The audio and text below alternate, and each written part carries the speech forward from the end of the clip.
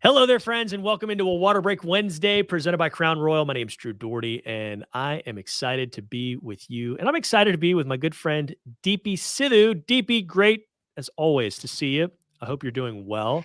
And we want to answer all of your questions. Not your questions necessarily, Deepi. We'll answer those, yes. But you, the gentle viewer who's chiming in, whether it's on YouTube, Twitter, Facebook, or wherever else. We love hearing from you.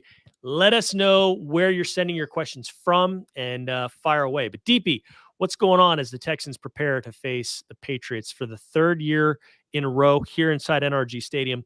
And there's a fun little stat. Since the start of the 2009 season, these two teams have met at least once per year in every year but 2010, 2011, and 14. Take those three out, and they've squared off every other year since. Isn't that wild? Yeah, that is crazy. 2014 is the only season since I've been here. I started in 2013 that we haven't played the Patriots. So it's become an AFC inter-division rivalry, if you will, between the Patriots. And there's always so many players and people on staff from the Patriots here with the Texans. This year is no different. It's new people. It's Nick Caserio and a new cast of players that were signed this offseason. But, it will be good for them to sort of play their former team. And, both these teams are just sort of in a very different place than they were several years ago. Both of them have rookie quarterbacks that are starting. Both of them are 1-3, looking to sort of bounce back into the win column. So it's an important game for the Patriots. I spoke with Ben Volen of the Boston Globe. He said they really need this game to bounce back. I mean, they really want to turn their season around, and it's going to start in Houston, but it's going to be tougher the Texans, than a lot of people think. Yeah. Yeah, no doubt. It's a good point. And Eddie has a question. He says, will the Texans start Jeff Driscoll? No, Eddie. Davis Mills is the starter. Tyrod Taylor, it sounds like, will be back next week against the Colts in Indianapolis. So, no, Jeff Driscoll will not be the starter. I could see him playing in a package or two out of the Wildcat, but no, he's not going to start. And then Jimmy wants to know, what will the Texans do at wide receiver for the rest of the year? So the news comes out this morning that Anthony Miller has been let go. Danny Amendola is going to be ready to rock, it sounds like. So David Culley said, we don't need two slot guys on the roster because one of them will be inactive on game day. So the Texans are going with Danny Amendola in that regard. He also, Deepi, told us that Nico Collins is not going to go this week, but could be back sometime soon. And they want him there. They want him out and, on the field. But Brady Cooks is the guy that's getting the bulk of the targets. He's highly respected around the league. Obviously highly respected in this locker room and on the field. So that's kind of what you got wide receiver wise, Deepi. I mean, yeah, you pretty much spelled it out. I mean, I think with Nico Collins, it's 3 games that he has to miss. He was placed on IR the same day as Tyrod Taylor. So both of those guys have to miss 3 games.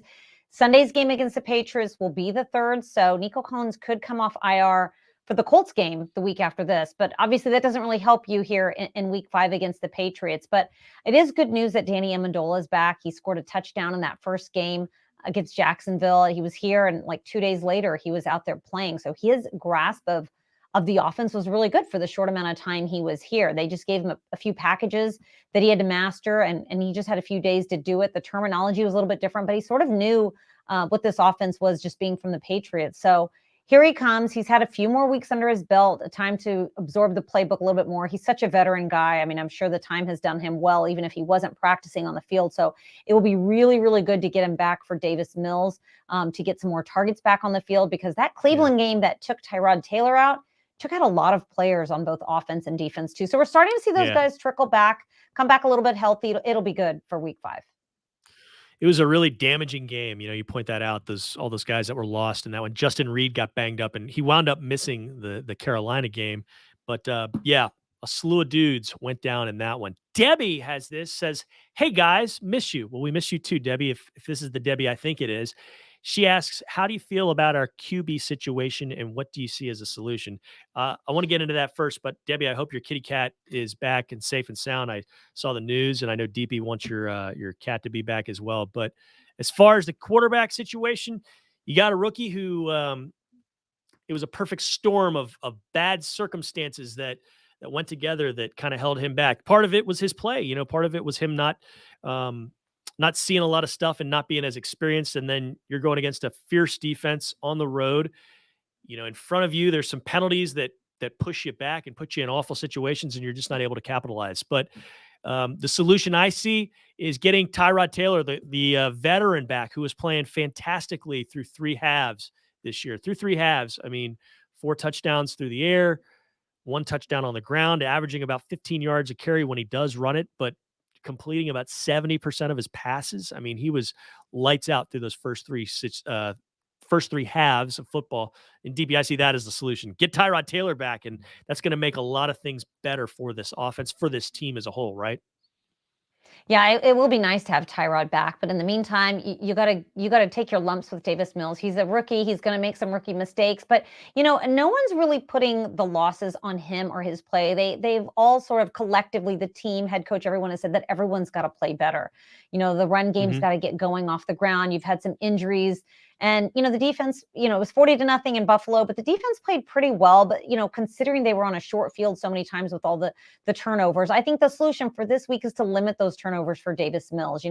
A little bit more ball security.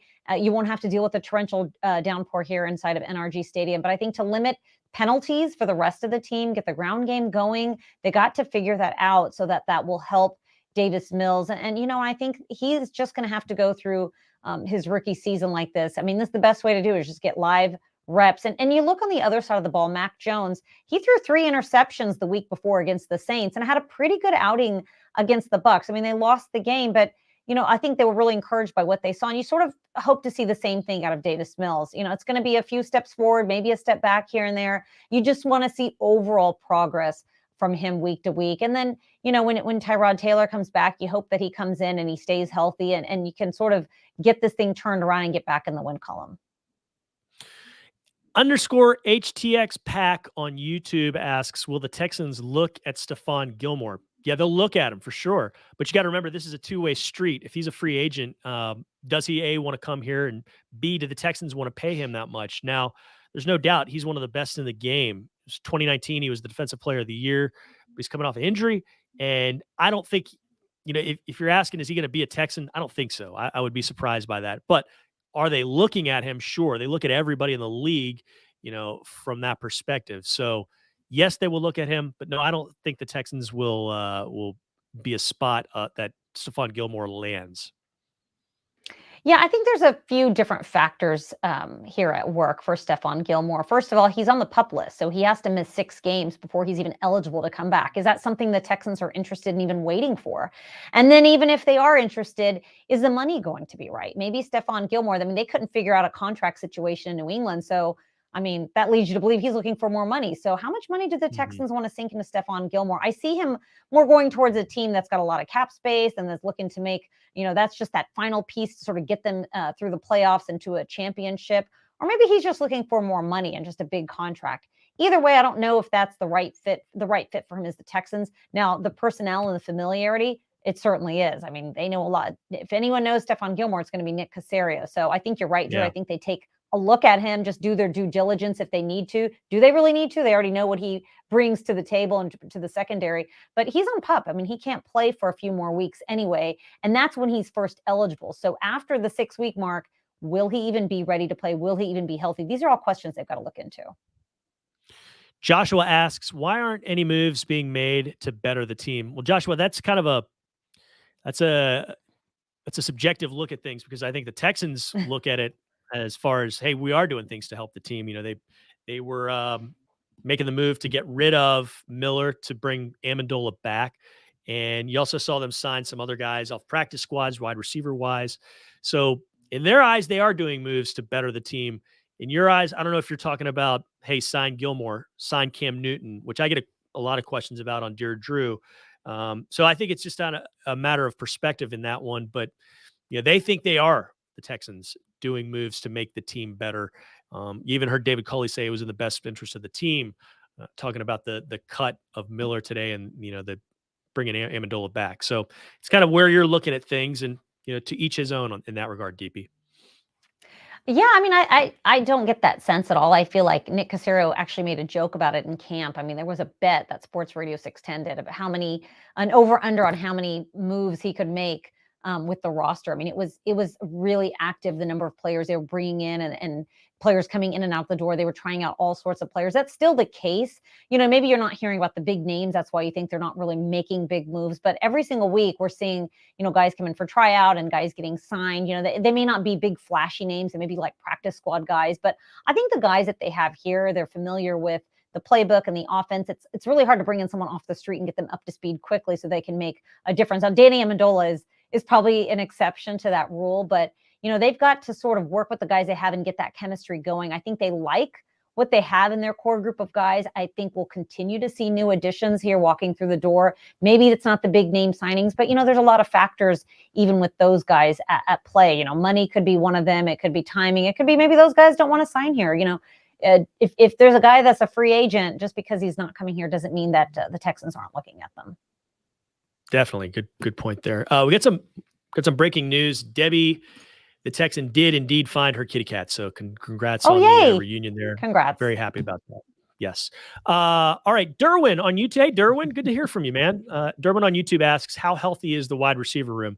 Well, it's a little bit healthier. Obviously, if Danny Amendola is coming back, you still want to see Nico Collins in there because he's somebody that, A, he's a rookie and you thought highly of to move up in the draft to get him. But B, he had a nice catch there on the first play of the game there in Cleveland. It was a 30-yarder. So it's healthier, but not where you want it because you don't have all your pieces there. So it's getting back to health, and we'll see how they get in a week or so. Nick on YouTube asks, do you think the Texans will look at Jalen Smith? Yeah, it's kind of a similar situation, I think, with Stephon Gilmore. It might be a little bit more of a situation where you'd bring him in, but you don't, you kind of got a clogged up linebacker core right now, and you're waiting to see when Zach Cunningham will be back. Deepi, what are your thoughts on Jalen Smith, the Cowboy who was let go?